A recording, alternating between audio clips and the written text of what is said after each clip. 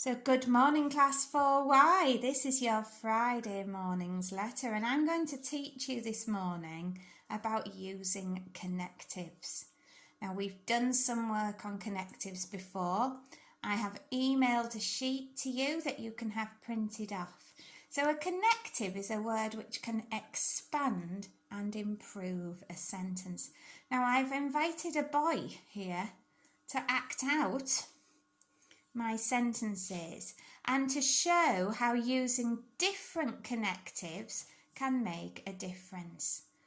Down the side of my paper here, I've written some connectives. I've got so and because and despite, and I've sneaked in and. So my first starting sentence is the boy wrote a letter.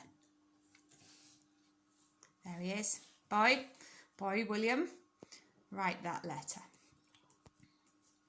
So I'm going to expand my sentence now by adding a connective. And let's see what happens to the boy who writes the letter as I expand my sentence. So the sentence is going to have a connective in. The boy wrote a letter so he could say thanks to his grandma. Let's have a look.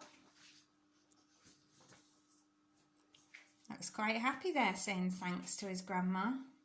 She'd send him some money in there. Right, I'm going to add a different connective now to expand my sentence to make it different. The boy wrote a letter because his mum said he had to. Oh my, goodness me. So I've just changed the meaning of it by using that different connective. Let's try a different one. The boy wrote a letter despite having already called. So he's already done it. So despite having already called, he's had to do it. And a final one. The boy wrote a letter and felt relieved he'd done it.